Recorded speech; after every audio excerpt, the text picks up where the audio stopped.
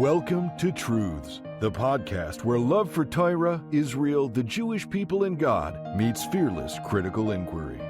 Through powerful conversations and thought-provoking solo teachings, we explore how timeless Jewish wisdom can ignite 21st century meaning, drive personal transformation, deepen our connection to God and to one another, and inspire bold action to heal our world. Here's your host, Rabbi Dr. Levi Brackman. It's been about a year ago or so that I sat down the first time with Rabbi Yehuda Ber Zirkind for our first full-length conversation in New Haven.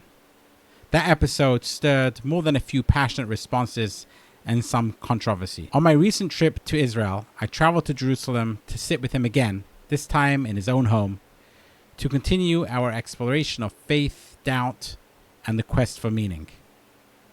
This season is titled Seeking Ecstasy, because I believe that the deepest truths often emerge at the edge of our certainty. In this conversation, Yehuda Ber and I dive into what Jewish theology really means, not as a fixed set of doctrines, but as a living, breathing conversation about how we relate to God, to tradition, and to one another. In the conversation, we discuss whether true knowledge of the divine is even possible, how our own experiences shape our beliefs, and what it looks like to live a holy life in an age of doubt and secularism. A few words about who Rabbi Yehuda Ber Zirkind is. Yehuda Ber is a senior research fellow at the Hasidic Research Institute of Herzog College and the David Cardoza Academy in Jerusalem, and a graduate student in Yiddish literature at Tel Aviv University.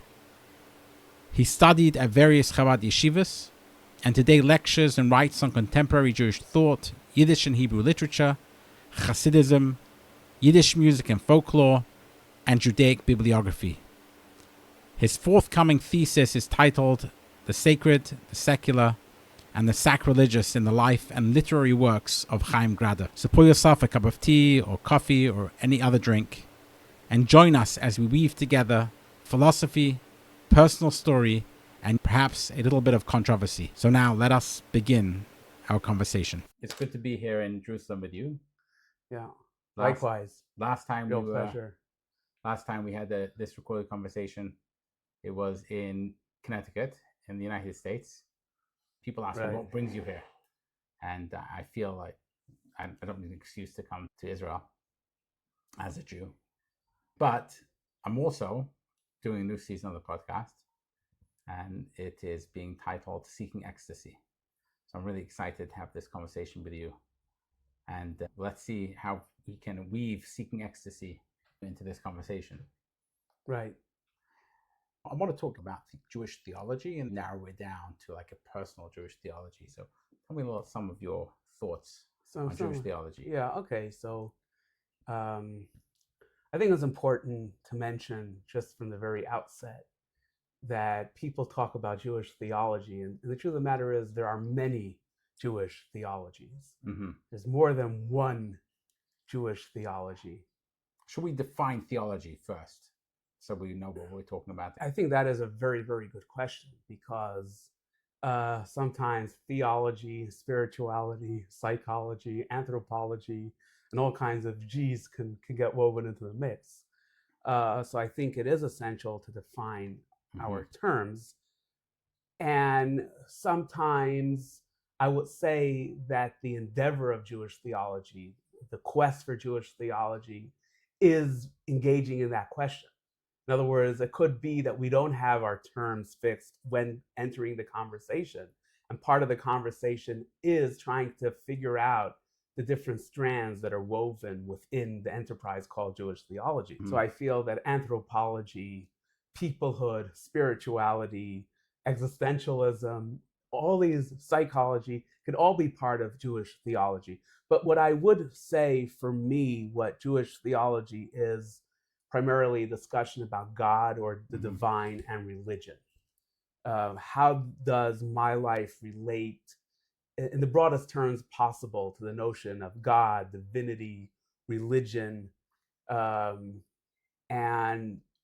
part of today's discussion, I mean, the contemporary discussion of theology revolves around the question of, do we know anything about God, anything metaphysical? And that is an issue I grapple with a lot. And the question is, can there be a Jewish theology when in doubt, when being agnostic, when questioning, when being uncertain? Mm-hmm. And can the discussion about Jewish theology be richer when we don't have all the answers, when we're not peddling fixed dogmas? That's very much my approach to it, my entry point, if you will. Okay, so when you say you don't know, define knowledge. What do you mean know? Because can anyone really know something which is metaphysical? Well, I think again, every person is situationally fixed, meaning mm-hmm. whatever we talk about is relative or in relation to who we are, where we're coming from, where we're going. So we don't live in a vacuum. We weren't born in a vacuum. And for me personally, growing up as an Orthodox Jew and being very much in the fold for many years, mm-hmm.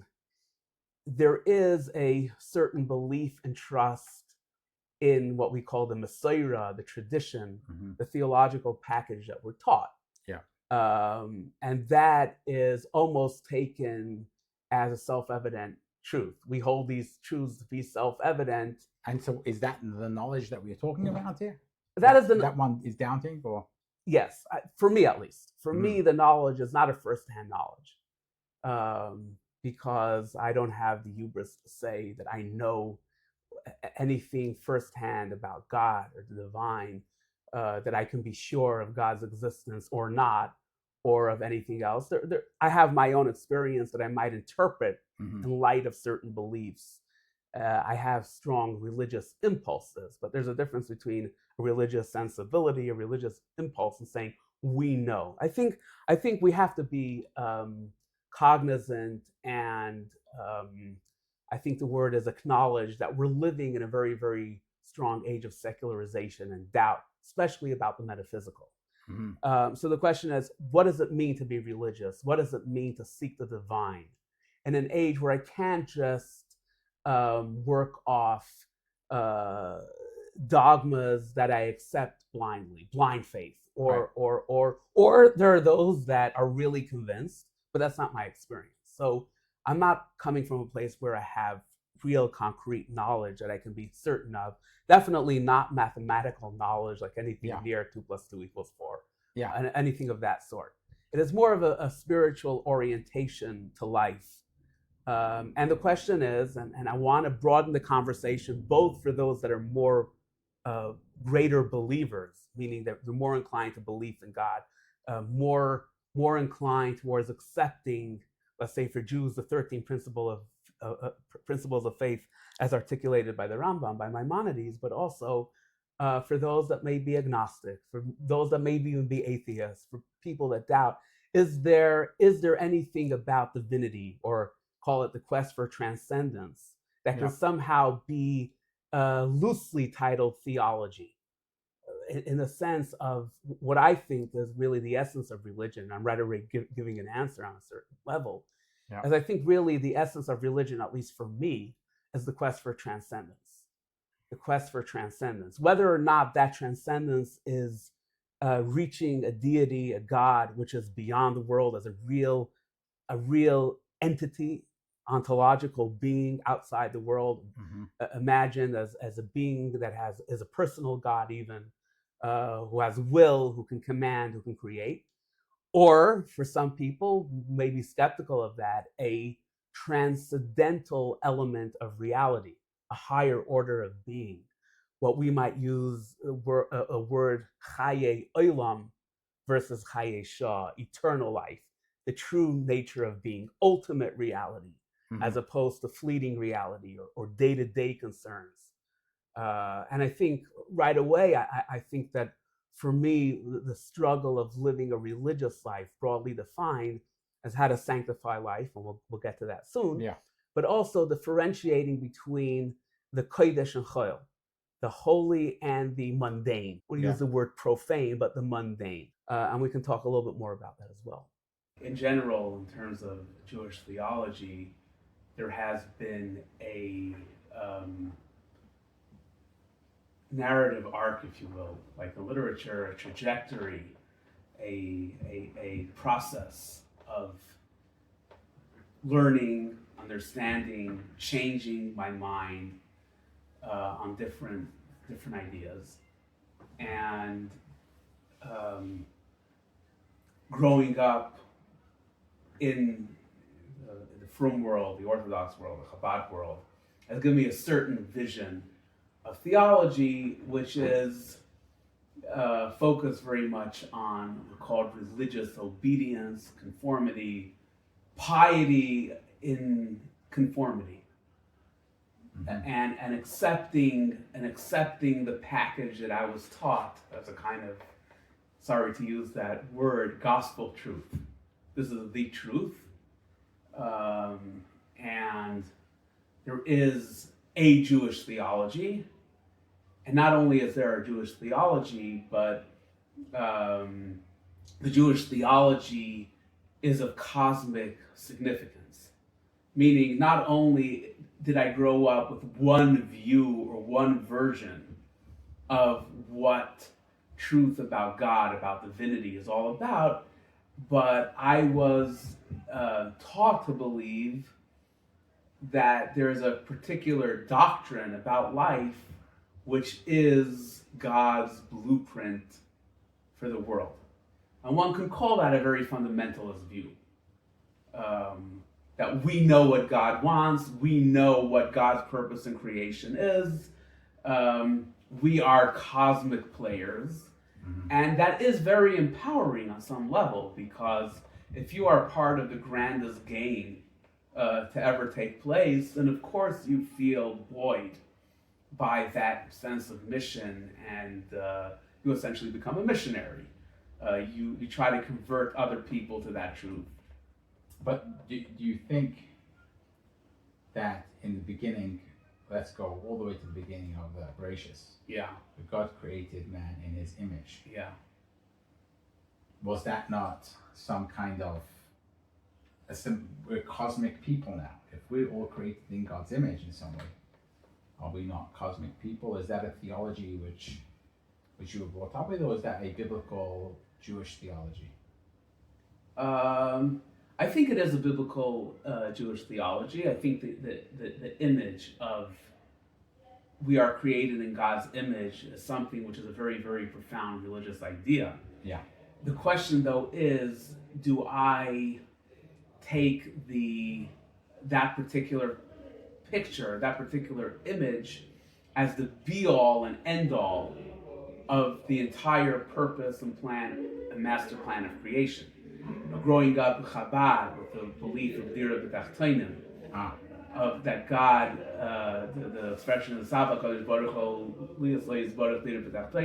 God desired that he should have a dwelling place in the physical world. It comes from a medrash somewhere, right? It comes from a medrash, right? Correct.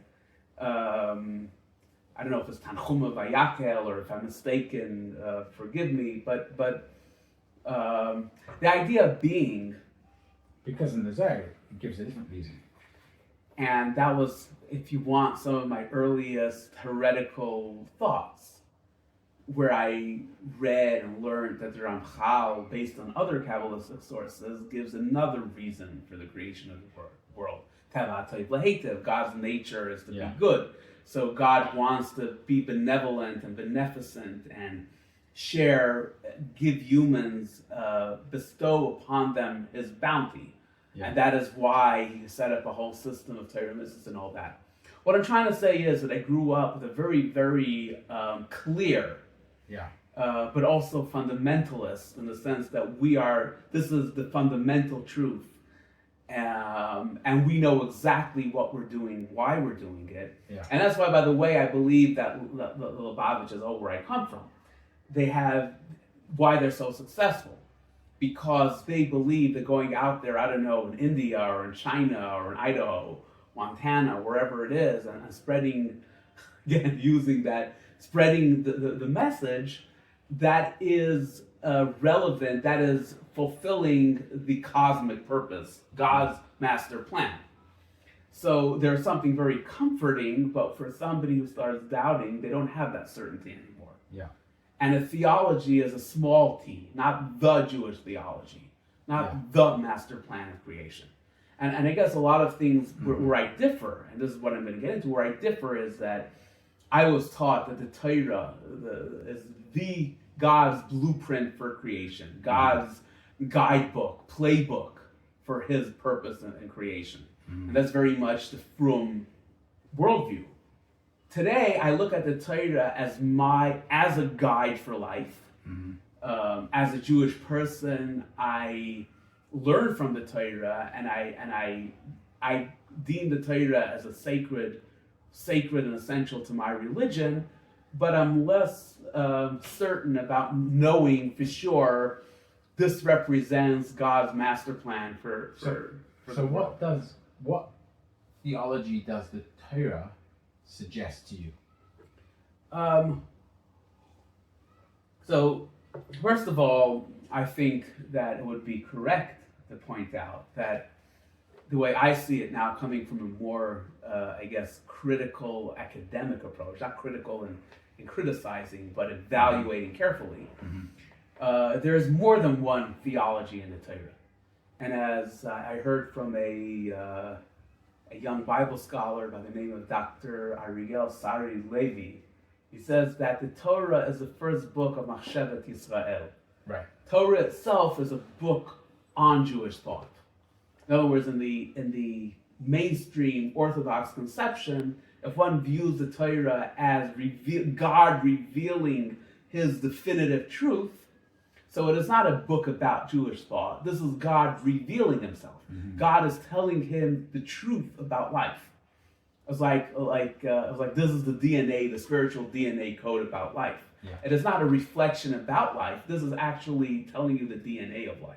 Yeah. But in my conception now, to me, it makes more sense that the Torah may have been divinely inspired, but that they also reflect different human conceptions of the divine and the human quest for the divine. And most importantly for me, this is the book of my people. But there's also an inherent pluralism in that book. The same way we have Beis Shammai and Beis Hillel in the Gemara. Yeah. We also have, I would argue, Beis Shammai and Beis Hillel in Chumash. So for example, we're talking about these Parshias and Sefer Vayikra, Chumash Vayikra, talks a lot about the temple. So the question is, what is the temple? Is the temple more like God's palace or the White House, where the president lives? Is it literally God's abode? Or literally, whenever we say literally, we always say kvayachol, as it were, but still, very much a anthropomorphic image of God's dwelling place, and therefore you have to, es karboni lachmi l'ishai, God has to be given his bread. There is a certain energy, electricity that is surging through the mikdash that cannot be defiled. And if you come too close and you're not wearing protective gear, you're going to be zapped. A very dynamic, real, electrically charged sense of holiness, as if one were in the White House and the president is going around, and you have to make sure every move you make is not going to disturb the president or the king in a palace? Or is it more like the embassy? And I think an embassy, which is not the literal dwelling place of the king, but it's more of a representation or a physical, a concrete symbol of the king's sovereignty and rulership. So I think, for example, in the Devarim, it uses the expression, God will dwell or place, there's another expression, lasum, to place his name there. So it's more like this is the place which is God's address or a symbol of his presence for people to interface with him, like an embassy, but not that this is literally the house of God, and that if you walk in, you'll be zapped. It's a different conception. In Devarim, it also says at the end of Devarim that the person who brings the Bikurim and Vidui Meiser, and he says, Hashkifa mim oin kachecha min hashamayim. look from your dwelling place, your holy dwelling place, from the heavens. Yeah. And he says this in the temple, Lifnei Hashem Elokecha. Meaning that even though it is called the house of Hashem, but it's like an embassy. Hashem's real dwelling place is above. What he has below is like an ambassador. Like an ambassador, which is a delegation or a representation of the divine. So I'm just pointing out there are different theologies, and I do feel that one of the strong aspects of Jewish theology is the theology of Kedusha. The idea of holiness, Kedoshim Tiyu, that one should be holy. So holiness is defined as?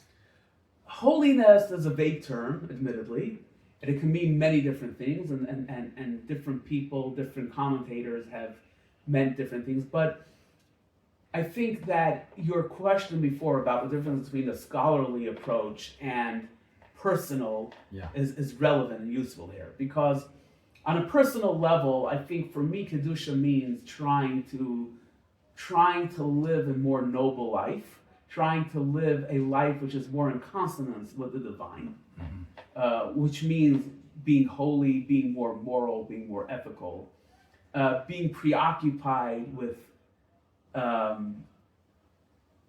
noble causes, which I would term Chaye Olam, meaning there's a difference between Chaye Sha'ah, which is temporal matters, and Chaye Olam, eternal matters. But Chaye Olam Nota B'Seichenu, God implanted in us the Chaye Olam, eternal life. And I think what it means by that, the way I take it, is on a personal level. That whereas, let's say, other creatures don't necessarily have a concept of a eternal truth or eternal values that transcend their being, and everything is more of a means to an end to enable their own life. An animal has instincts for self-preservation and self-survival.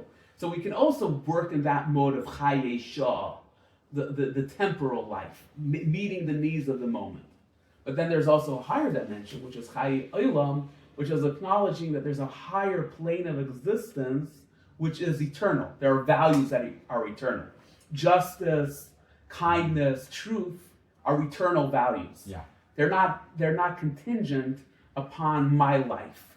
So when we talk about theology literally means the study of God, right? Divinity, right? Yeah.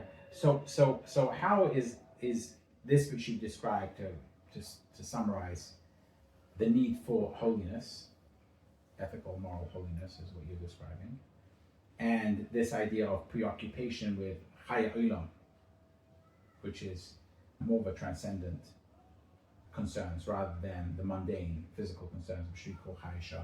How does that relate to the study of God, theology?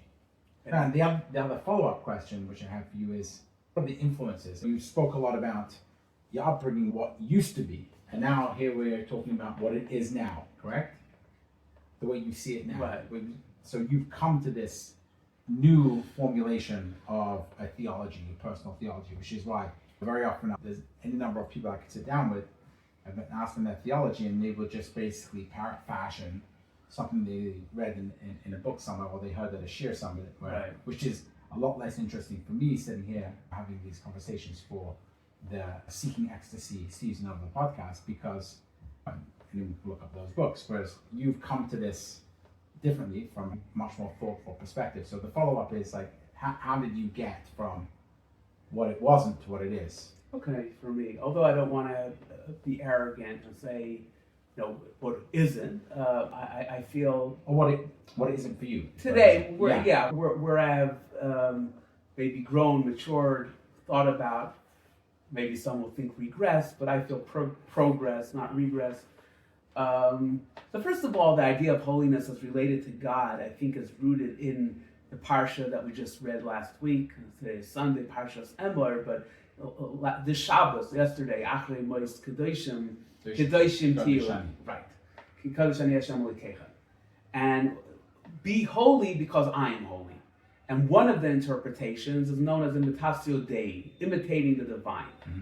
And the Chazal say that you go in the ways of God. Just as God is holy, so too you be holy. So if we translate it based on the interpretation we gave before, what it means is that I move away from my corporeality, from my body, from my temporal human needs, and I plug into a higher realm of existence, which is the divine existence, true existence.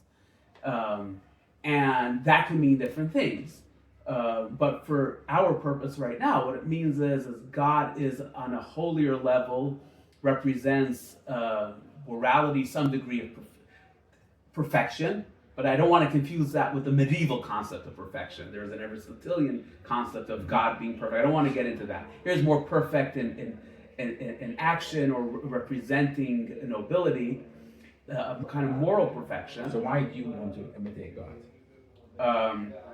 Is that because it says in the Torah, or there's a... So,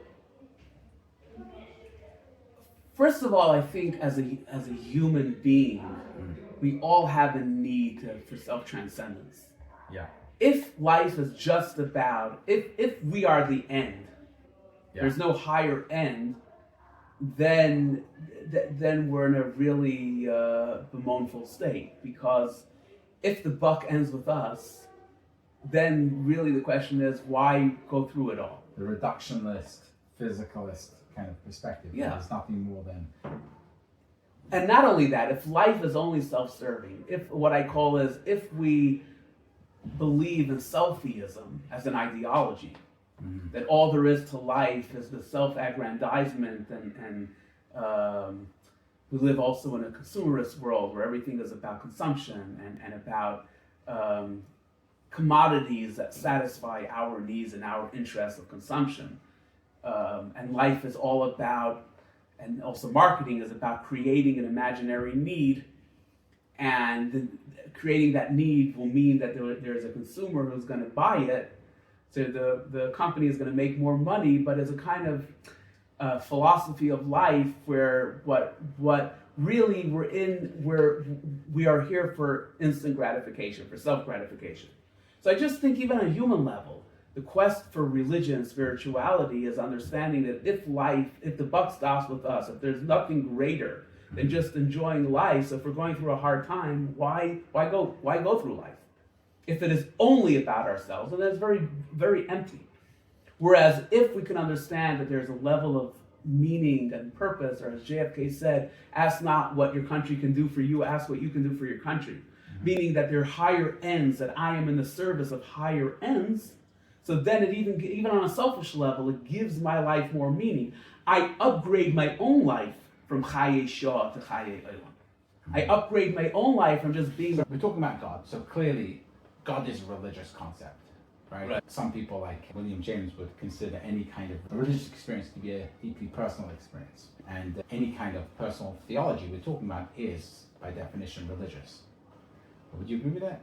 That if you have a personal theology, which you're living by, then that's by definition religious. In other words, can you have a theology for your life which isn't religious?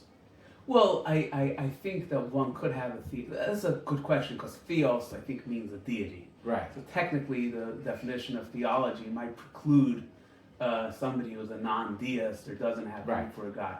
However, I would argue that in a broader sense, one can be religious without believing in God.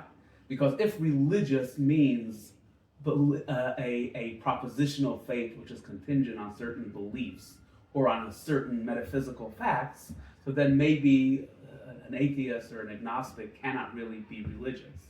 Mm-hmm. But if religion is about a sensibility, if religion is about a sensitivity to the transcendence, and if religion is framed not necessarily as the quest to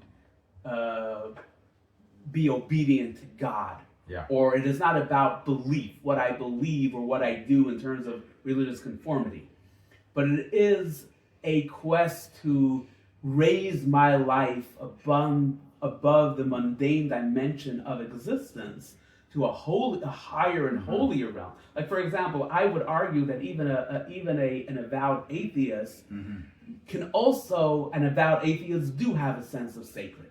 Yeah, it's interesting because if you listen to Sam Harris and his wife, who just got her latest series, she's got a very, very interesting series on consciousness, and we should get an Audible, kind of an audio documentary on her quest to understand consciousness better.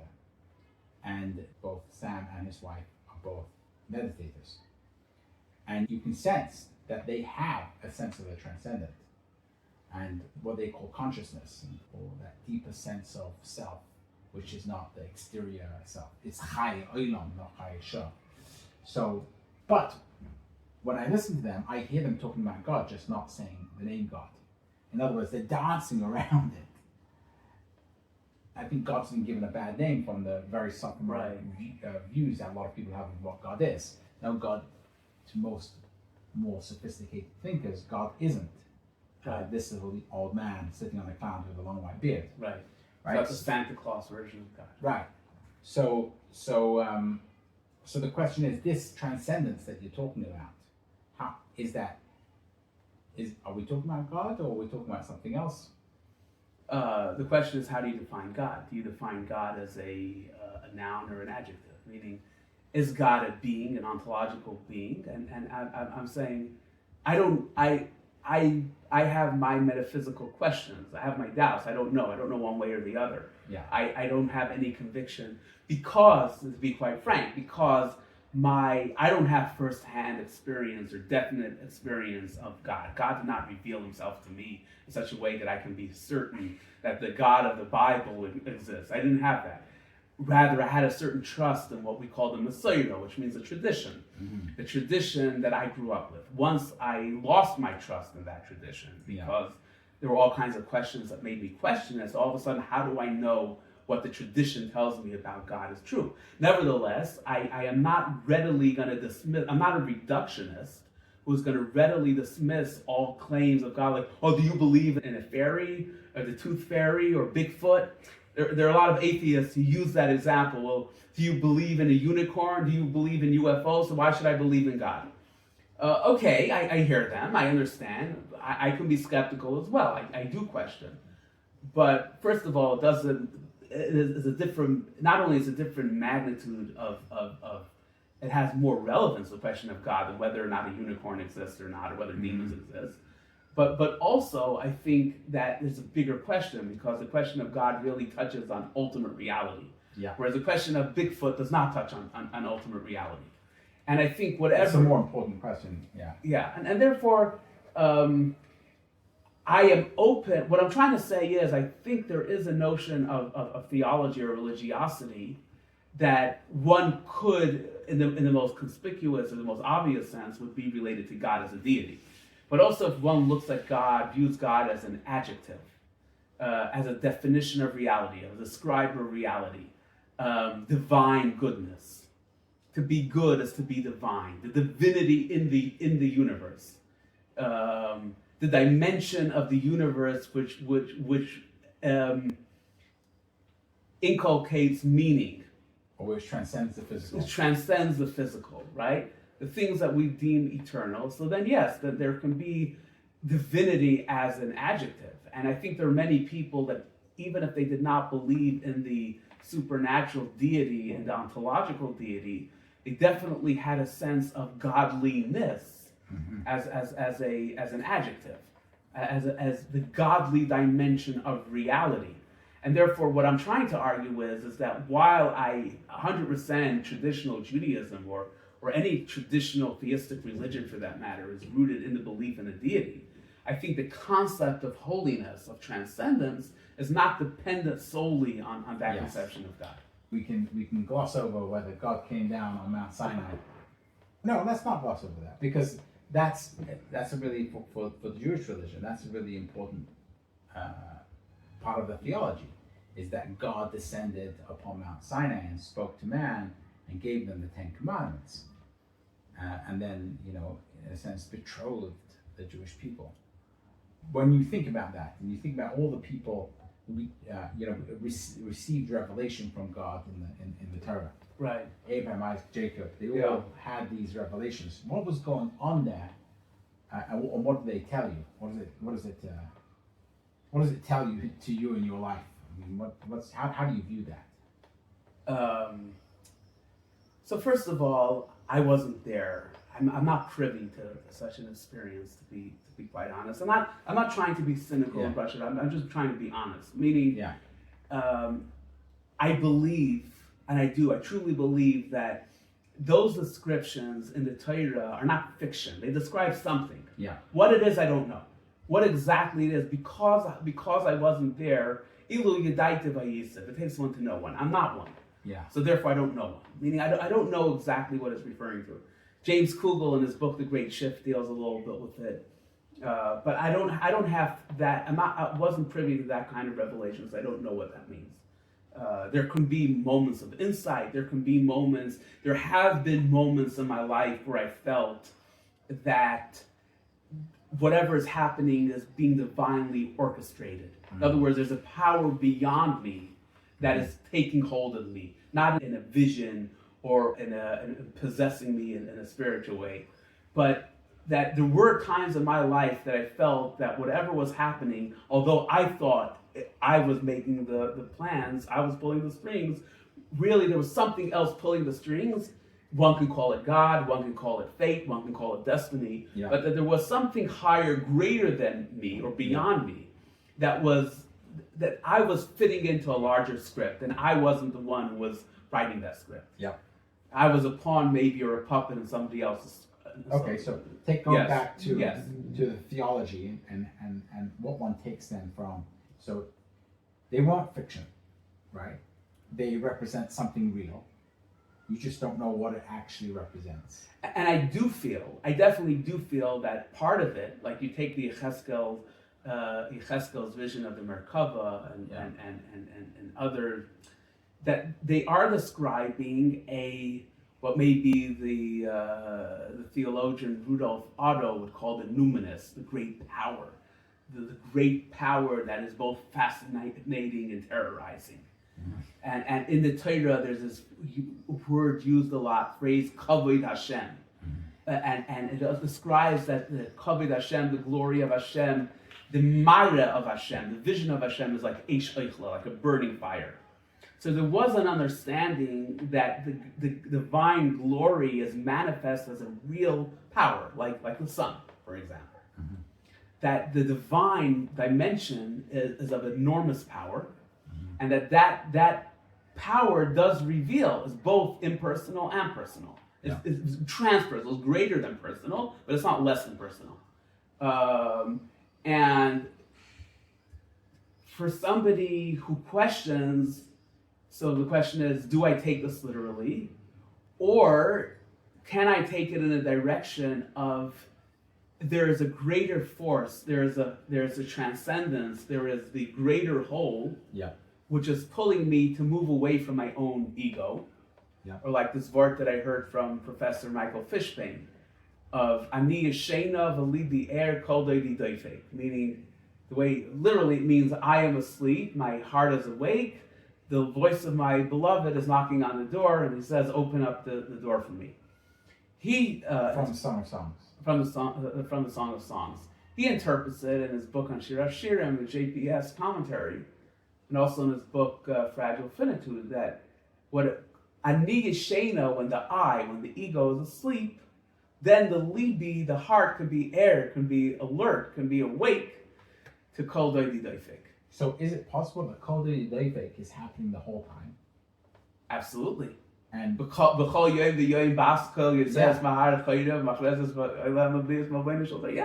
there's revelations which are going on the whole time, and if the ani is yeshena enough, the more you're going to experience that revelation. Being attuned to the music of the cosmos. You know what it's like? It's like here that you have a park right nearby. If I'm busy thinking or I'm listening to my music, I can't hear the chirping of the birds.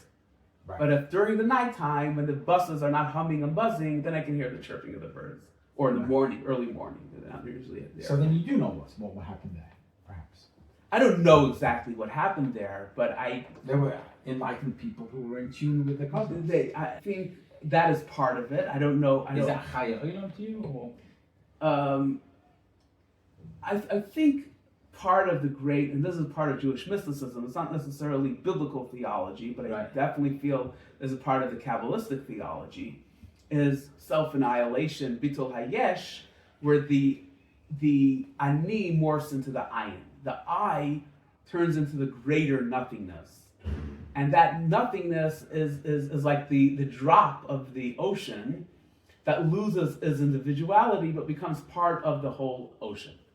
So there is a sense where, to what extent am I focusing on I as a separate entity? And to what extent am I part of the great cosmic flow of life? I am part of, to what extent am I a particle that is separated from the light? Mm-hmm. And to what extent am I a particle or a wave, whatever you want to call it, a sliver of light myself?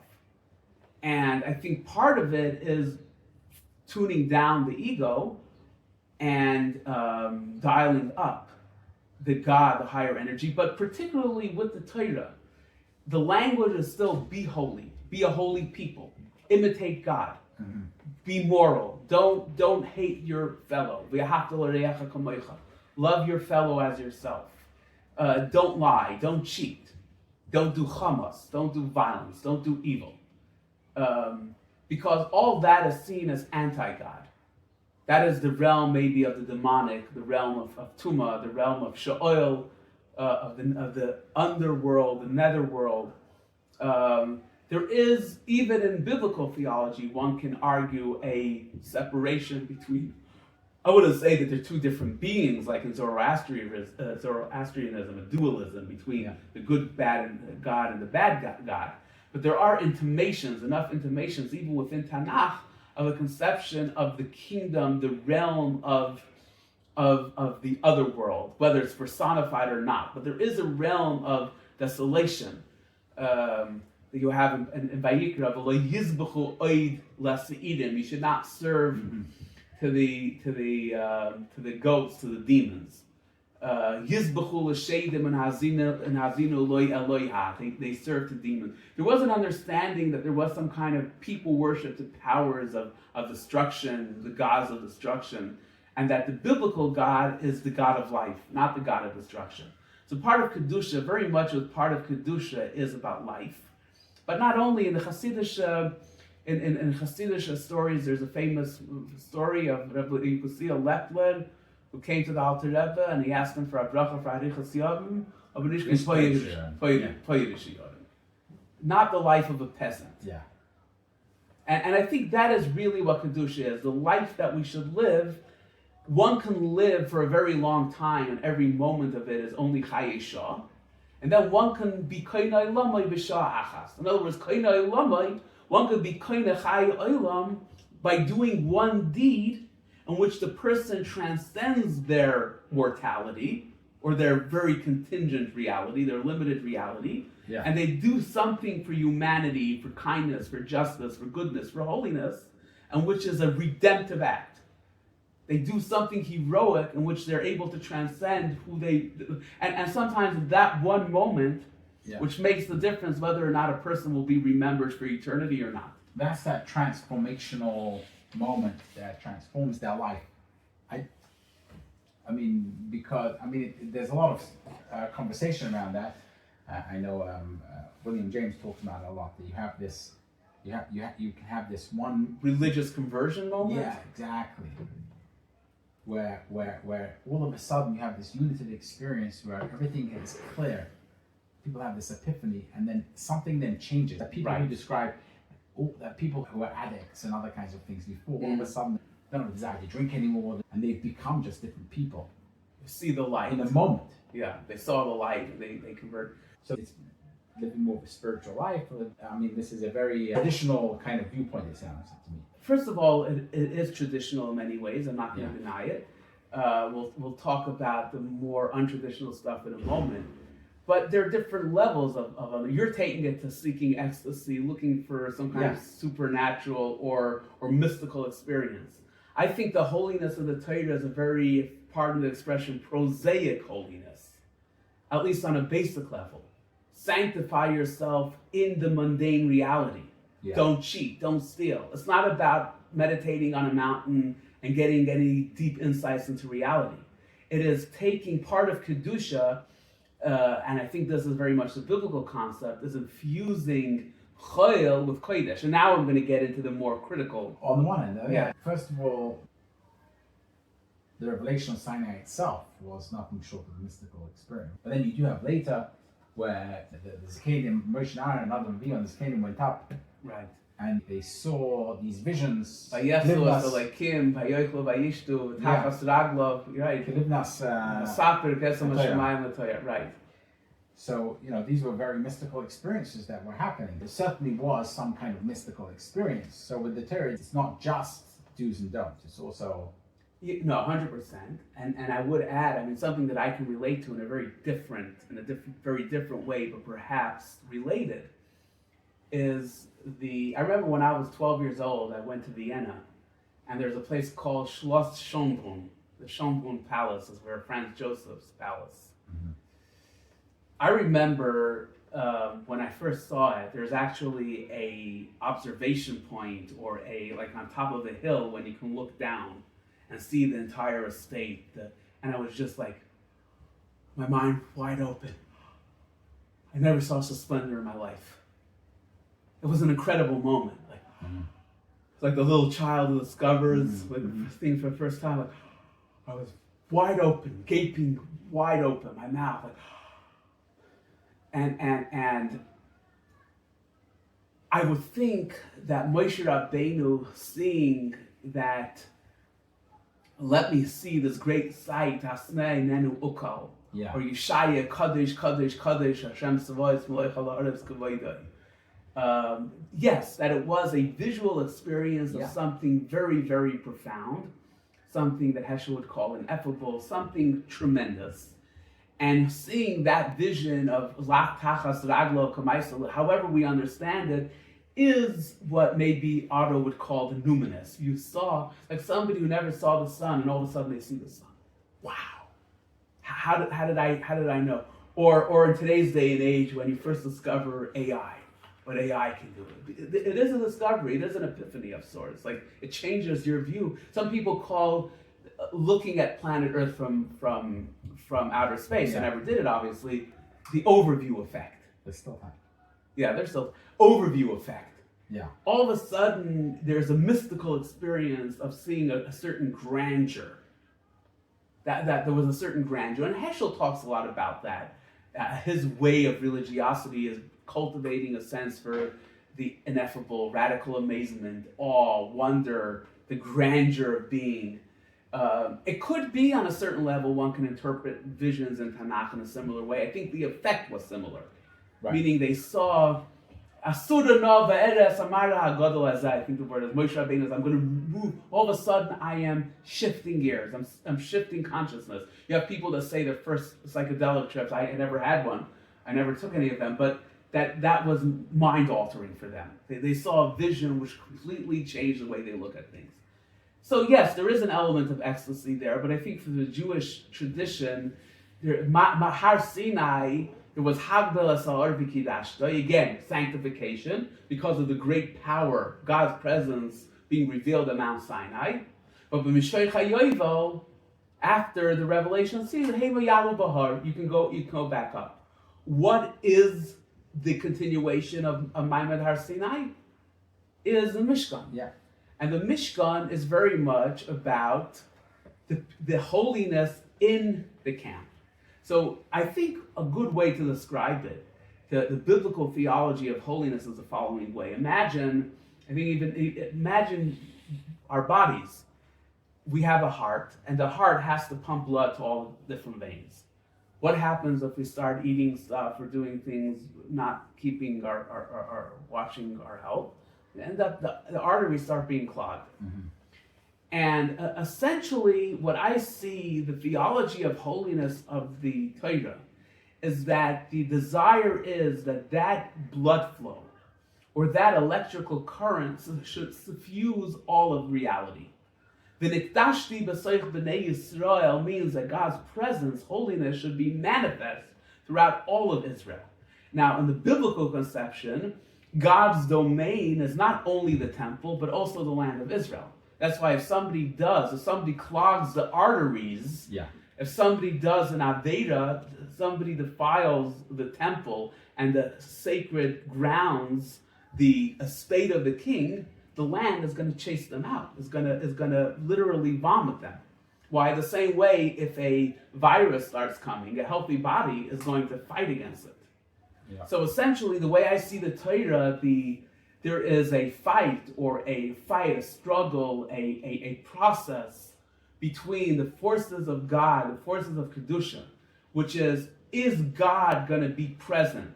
Life, holiness, beauty, meaning, in a broader sense, but is the Kedusha, the holiness of God, going to be manifest? Is the king, to use an example of the palace, is the king going to feel comfortable in his entire palace? Yeah. Or are we going to chase him away? So this is biblical theology, based on the scholarship. In other words, this isn't just Chazal. This is not just Chazal. It's not just Meforshim. Right. This seems to be what Teres Kohanim is saying. Right. And I'll, for example, illustrate the difference, because one of the great Bible scholars on Vayikra, the book of Leviticus, was somebody by the name of Jacob Milgrom. Mm-hmm. Jacob Milgrom wrote a 3-volume massive commentary on Leviticus containing 2,700 pages. Now, Jacob Milgrom, he actually views the Pshutei Shel Mikra a little bit differently than Chazal. He argues, for example, that when it says in certain places in the Torah that by you doing the sins, you are going to be contaminating the temple, it doesn't mean only, as Chazal would have it, only by entering the temple. He refers to it as the priestly portrait of Dorian Gray. Dorian Gray is a character from an Oscar Wilde novel or play. Again, I'm not familiar with the literature part of it so much, where he argues, where the image is that if Dorian Gray does something wrong, it won't be noticeable on him, but there's a portrait of him hidden somewhere else. And the more he does something wrong, the more it will affect his portrait. So Milgrom's argument is that the temple, the Mishkan, is the epicenter of God's vitality and energy. When somebody does an Aveira in the Machaneh, for example, it interferes with it. For example, it casts pollution or radiation, is airborne, and it reaches the temple, and therefore the karbanos that are brought.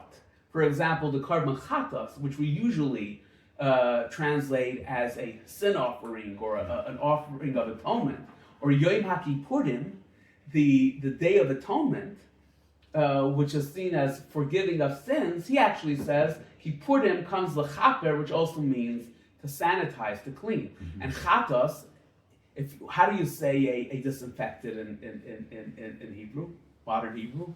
There's chomer chitui, right? V'chitesa, you find that also in the Torah. V'chitesa, not you will sin, but you will purify. And he has the following theory, a very interesting theory, which illustrates this point. There are 3 different types of sacrifices to purify the temple.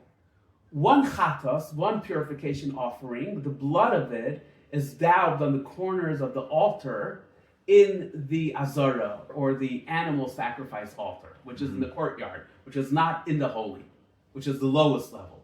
That is for sins that are perpetrated by individual Israelites, unwitting sins, b'shoigeg. A unwitting sin that was done by the Kohen HaMashiach, this is from Vayikra Perek Daled, by the Kohen HaMashiach or the entire congregation, that warrants an offering, a chatas pnim, that is actually the blood that is daubed on the inner altar, the one which is already in the Kodesh.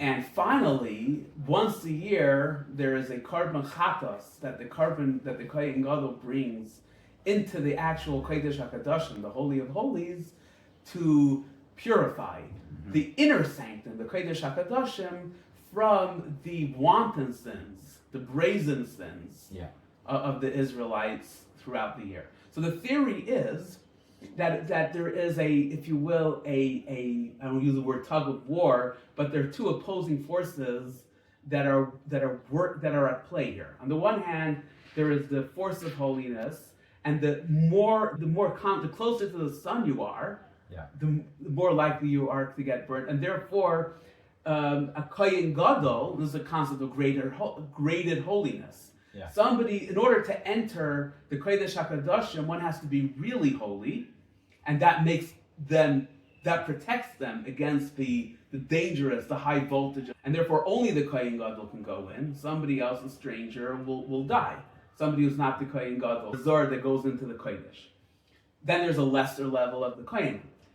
And the notion being that on the one hand, the more intense the holiness, like Chazal say, if a Kohen Gadol did not do his avodah in Yom Kippur properly, they would die. Yeah. But then there's a counter idea, which is that the forces of impurity, of tumah, can actually defile the temple. And in Yecheskel and Prakim Ches and Yud, there's this whole vision of the abominations of the Israelites as actually chasing God away from the temple. It's like clogging the arteries. That diagram of the priestly portrait of Dorian Gray illustrates the concept of the greater sin is like a stronger bullet that can penetrate further. Right. That a wanton sin can penetrate into the Kodesh HaKadoshim. And so in today's, where we don't have the tabernacle, right, and we're not bringing any sacrifices, this might be seen from a moral perspective, you're saying, and also somehow God resting His glory, the covet which is rests on the Mishkan, and that by sinning that pushes it away.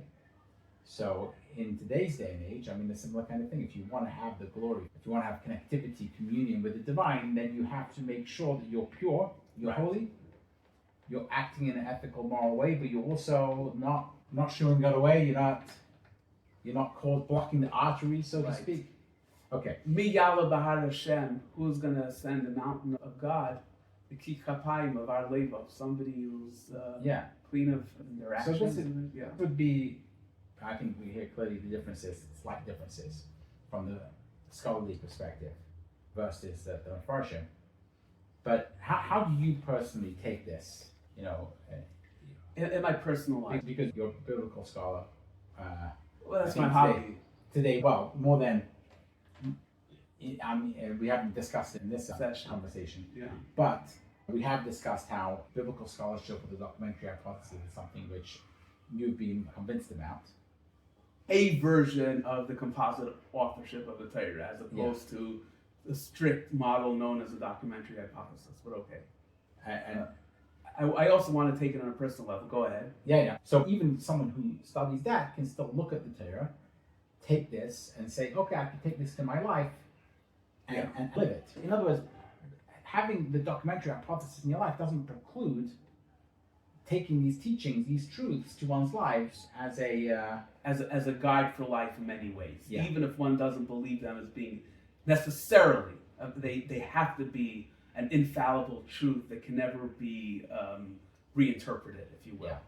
Yeah. So on a personal level, I think an example that more people can relate to today, and this is apropos our current parsha of Emor, where there are clear distinctions between a regular kohen and a kohen gadol. For example, a regular kohen is not allowed to defile himself, render himself impure to a corpse, to a dead body, but with the exception of 6 relatives, and a kohen gadol is not even allowed to do that.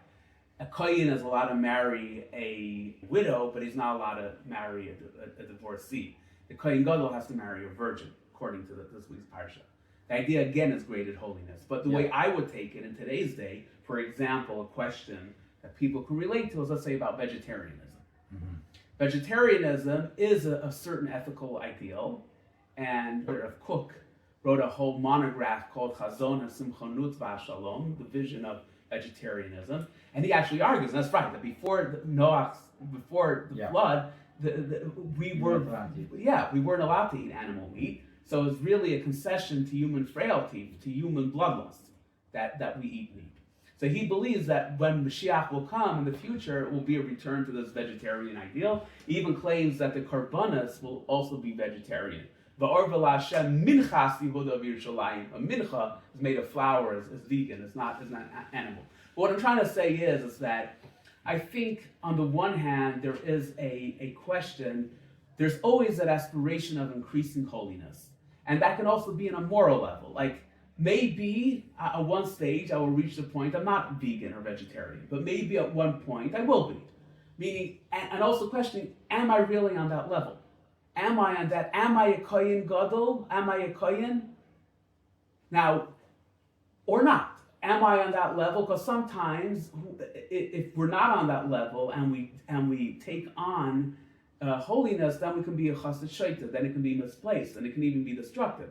Like Rav Kook says, if somebody's into animal rights and they don't care about human rights, it can be a travesty. So in that regard, now more importantly, and also talking a little bit more broadly about my own journey, I think where I differed a lot from my previous upbringing is Judaism can be defined in two ways. Judaism can be defined as a religion. Judaism, like Islam or Christianity, as a religion. And then there is Jewishness, being ethnicity, nationality, nationalism. In the world, in the frum world, Chabad world, where I grew up, it was very clear that Judaism is defined by the religious definition of Judaism. Mm-hmm. In other words, if my Jewish ethnicity doesn't really matter in the greater scheme of things. What really matters is being a religious Jew, being God's chosen people, which is a religious concept. And following the laws with the conception that this is a book that was given to us by God and represents the truth, the whole truth, and nothing but the truth. Very much that a Christian, you see, there's an interesting parallel to Christianity, because Christianity is a religion of faith and belief and dogma. If somebody doesn't believe in Jesus, so they can't call themselves a Christian. But somebody could be Jewish even if they're an atheist. So, but as far as one would argue, how is that? Why is that? Because we are a people. We are an ethnicity. We are a people. Mm-hmm. And it's not just we're genetically Jewish. Huh? Genetically Jewish. We're part of a people. We're part of genetically Jewish by a lot. Whatever it is. I don't want to get into all kinds of theories or whatever. But we are a people. We're not just a religion. Christianity may feel a sense of solidarity with other Christians, but in Islam, you also have the difference between being Arab and being Muslim. Right, but they do have also this concept of the ummah. The ummah, right? Which is the am, true. Right. But what I want to get at least as far as Judaism is concerned, because this is our topic, that I grew up very much with the mindset that what really matters is the religious principles of Judaism. If I don't believe the religious truth claims of Judaism, so then I'm just a secular person. Yeah. And I want to share an insight where I really had like a 180-degree turn on this, a shift. And I want to preface it with a statement that has really been, or vart that has been percolating in me, especially since October 7th. That's the vart that I heard in Yiddish. Right. If Jews do not make Kiddush, the non-Jews will make Havdalah. And the way I interpret it in a modern day idiom is the following. If Jews don't have a positive reason to be Jewish, based on a sense of sacredness, of sacred duty, of sanctifying their nationhood and their peoplehood, if we don't make Kiddush, if we're not Mekadosh ourselves, we don't sanctify ourselves, if we don't live up to the mission of being Mamlechas Kohen and the Goy Kaddish, so then we will be forced to be Jewish for a negative reason because of anti-Semitism, because the non-Jews will discriminate against us. So the question is, take your pick. Do I want to be Jewish today in a post-October 7th world because the non-Jews hate me, or some non-Jews hate me? I'm not saying all of them do. Because I am aware of the Havdalah in a negative sense? Or do I want to be Jewish because in the positive sense, I have a sense of being part of a holy nation? So going back to the shift that I had, this is the vart of living the nature of Jewish identity, not just based on the Holocaust as what causes Jewish identity and self-consciousness, but based on Sinai. knowing that we're Mamlechas Chayin v'Goy Kodesh. However we view Sinai, as a literal event, as a narrative in the Torah, as a concept, but that notion, the notion of Sinai, the tradition says that we become a nation of priests, and as Shadal, Shul David Lusato explains, the idea of Mamlechas Chayin v'Goy Kodesh means that the same way we're supposed to be like priests in other nations, who are devoted to God and the temple, or to gods. Not necessarily a monastic lifestyle, though. Not necessarily a monastic lifestyle, and that is why I feel that living here in Israel especially makes me feel much more part of the Amcha, the peoplehood. Yeah. But I want to first... So the shift. What I want to get to the shift is one of the things that I've learned from Mordechai Kaplan, even though there are a lot of things I disagree with him about, but that notion of the centrality of Jewish peoplehood. In other words, that the reason, if I were to go with the old paradigm of I believe I am Jewish because I believe in the Maimonides' 13 principles of faith, I believe Judaism is the truth, the whole truth, and nothing but the truth, and all the other religions are false.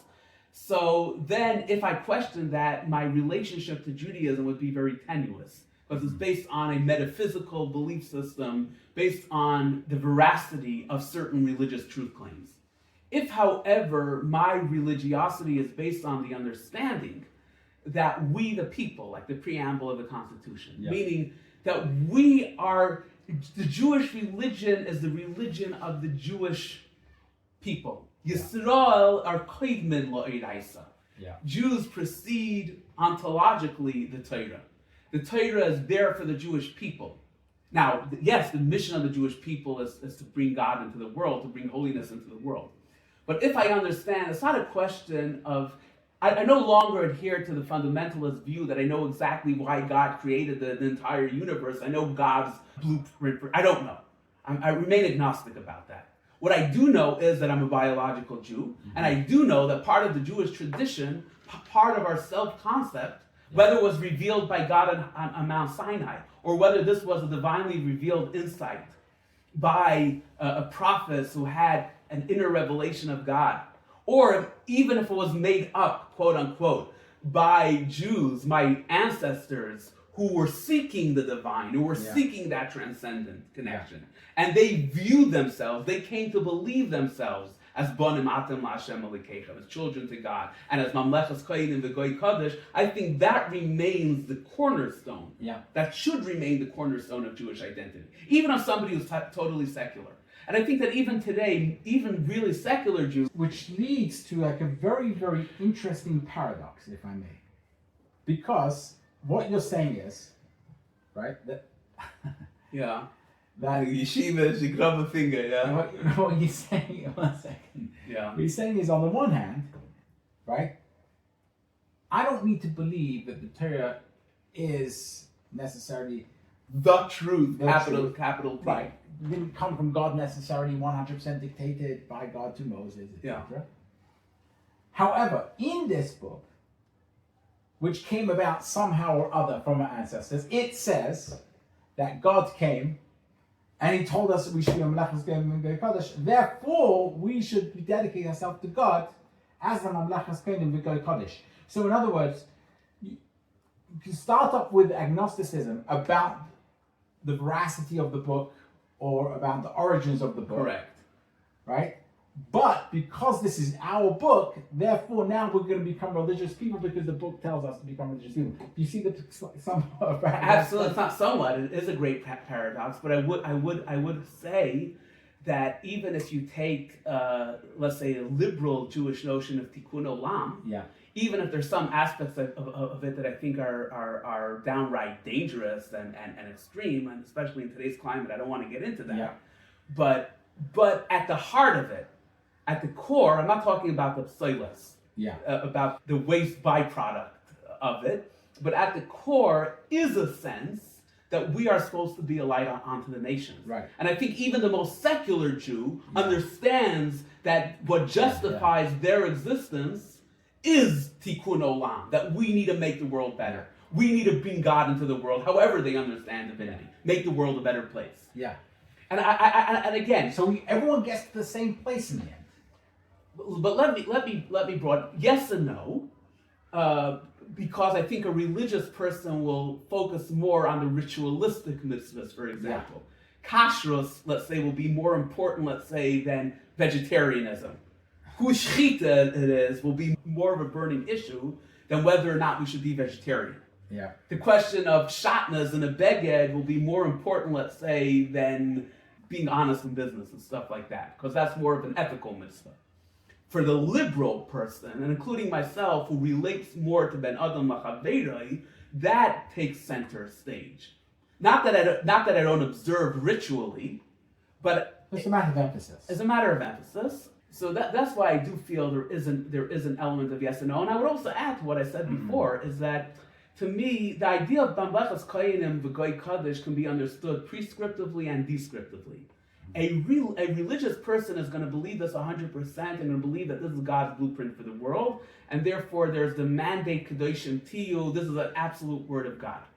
But there's also a descriptive approach, which is to understand that throughout the generations, because my ancestors believed this to be true, this was their mission. And they sanctified themselves based on that belief. So here is not the question of origin, but the question of result. What is the result? As a Jewish person, how do I view myself? How do I make the most of my Judaism? That becomes like tradition. It is also traditionalism, but it's not just tradition. That becomes how we as Jews do it.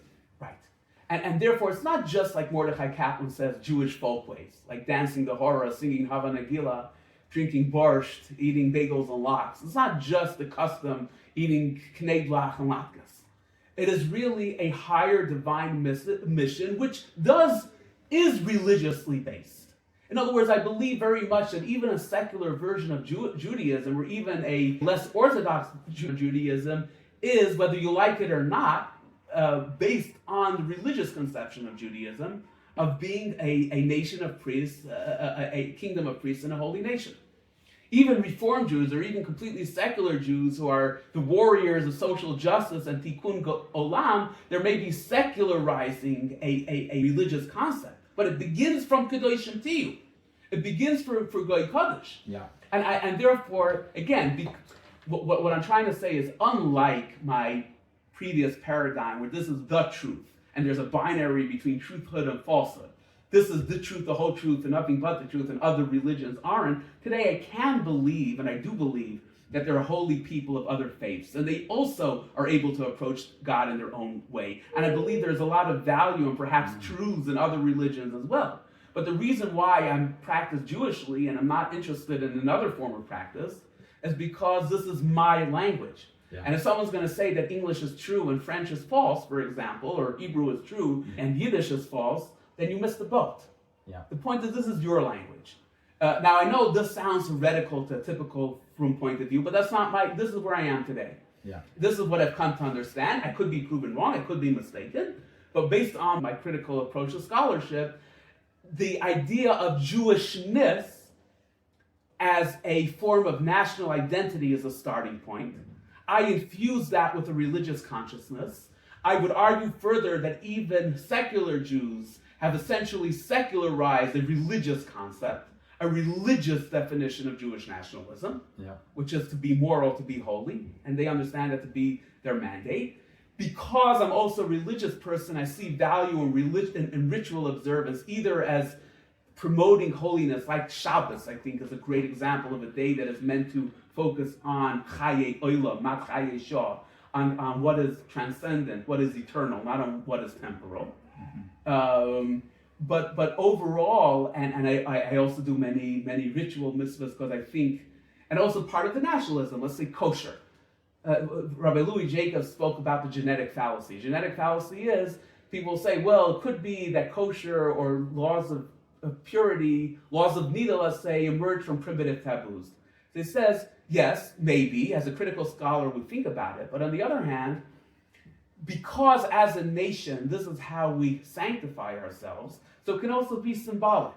In a certain sense, the chukim and the mishpatim can become eidos. What I mean by that is, there's a classic medieval classification of eidos, which are testimony, like mitzvahs that we do sukkahs, because God set us up in dwelling booths. And then there's mishpatim, I say don't kill, which is natural morality. And then there is a chayk that we don't understand, like things that we don't understand. What I'm arguing is that even those mitzvahs that are chayk, which are either super rational or maybe they do originate from primitive taboos. As a Bible scholar, they end up as eidos. I'm doing it as bearing witness to tradition, to my people, to their idea of sanctification. I don't have to believe that God literally commanded Zachar Sema Shabbos L'Kachay to be part of the Am Mekashe Shvi. I'm not saying that I don't believe it, but even if I'm not sure about it. How does that get you to any kind of espidos or any kind of dveikus? Or because it seems like, or does it not? In other words, does this get you to a kind of rapturous, religious, spiritual sense? Or is this just, this is how my nation does it, therefore I'm going to do it? So first of all, there is, what we all know too well, the problems of this kind of nationalistic euphoria or collective effervescence that Emil Durkheim talks about, a sense of national identity. I don't want to turn nationalism into a getchka, into an avodah zarah, because I feel that the nationalism... It could bring its own fervor, is what you're saying. It could bring its own fervor. Okay. And also, what I'm trying to say is, perhaps unlike maybe what you were intimating before, yes, I do get ecstatic, I can listen to music and get involved in what may be termed a mystical experience on some level. But I think as a Jewish person, or as I've told you many times, for me, I feel a greater need and impulse to daven, to pray when I'm among my people than when I'm on my own. When I'm on my own, I'm an individual. I'm Yehuda Ber Zirkind. Yeah. But it's when I'm with the tzibor, tzaddikim, beinim and rishayim, when I feel the pulse of my people, that is where I feel I have an urge to pray. And even if I'm not going to daven every day, every tefillah, but when I'm walking into a shul and somebody's davening mincha, I'm going to join them. Usually, if I didn't daven, I'm going to join their mincha, their shachris. Why? Because it's about me. It's about makelis rivos amcha beis Yisrael. Join the myriads of Jews. Hey, in Pifia, amcha beis Yisrael. Be together. I feel that I am that, and that also brings a certain degree of ecstasy. Yeah. And I also believe that I'm not against individual ecstasy during prayer or meditation. There's room for that as an individual. And I also believe in generic religion, which is unrelated to any specific religion. It can be meditation. And I think as somebody who is a post-fundamentalist, I'm a little bit of a perennialist, meaning I believe there are truths in every religion and we're all trying to reach the divine. So I could appreciate a kind of non-institutionalized or even non-Jewish, non-specifically Jewish form of religious/spiritual expression in meditation, or even in being kind to other people in a moral way, even though that's not the ecstasy. But I think the Ratzoi also has to come with a shuv. The ascent also has to be grounded. The great spiritual soaring also has to land. I can't just live in the cave like Rashbi. Yeah. Like Rav Shimon Bar Yochai, we're approaching like Goyber. We also have to live in this world. And Rashbi, when he was so intense, when he looked, according to the Talmudic Agoda, when he looked, he burnt everything in his wake. So this is where I feel that for me, there is a mission of belonging to the Jewish people, belonging to a collective form of religion and spirituality. Mm-hmm. And it's not just about nationalism, it's also that we have a mission, we have a role to play in the world. Yeah. Whether it means that we're it, I'm not going there. And there is some ability to lose one's own identity or one's own self-image, or to be subsumed, one's ego subsumed in that greater whole, which can lead to a unitive experience or a sense of ecstasy. Yes, 100%. I mean, you're not giving yourself up to God necessarily in some way, you're giving up to the peoplehood, to the Jewish people, and by doing that, you end up giving yourself up to God, because Kadoshim Tiyu, very beautiful. Right. Like for example, like if let's say sometimes at the Koisel, at the Kotel, and I'm among hundreds or thousands of Jews praying. But let's say there's a moment of Birchas Koyanim, Yeah. That is a moment. For me, that's a very strong divine moment. Yeah. Like an encounter with the divine. It's a very moment of deep biblical import in terms of the Birchas Koyanim, because the priestly blessing is written in the Torah, and it is a biblical blessing, but also because I connect to my people, I connect to tradition. And when I go to the Kaisel, I also feel that vertical and horizontal connection. I think that's key, because just peoplehood is only a horizontal connection. I'm connecting with my people. Right. And that is more secular. But because it's the Jewish people which has in it the Torah, which is connected with God, you end up with the vertical. I believe that in order for us to sustain ourselves, in order for us to be a people that can justify our own existence to ourselves, let alone to the world, we need to live up to a higher moral mandate. And I think whether we like it or not, the world does expect of us to be Mamlechas Kohanim v'Goy Kodesh, whether we like it or not. But we do need to live up to that. And I think, again, I believe in nationalism, but not in an idol. In other words, the flag, just waving the flag is not what it's all about. Yeah. It represents a moral duty. Yeah. And again, what I'm saying is very typical, even in a broader Jewish sense. This doesn't necessarily have to be untraditional, even in the frum sense of being or lagoyim, mamlechas koyanim v'goy kodesh, which is the particular manifestation or the emphasis that I place on nationalism as the Archimedean point for that. And I view religion as an extension of peoplehood, rather than religion as this truth that I know that Judaism is true and all the other religions are let's say, false from a fundamentalist point of view. So that's the base. Very clear. Yeah. Thank you very much. You're very welcome. My pleasure. Sitting down again for another recorded conversation. A pleasure as always. Thank you. Thank you for your hospitality in your pleasure. home.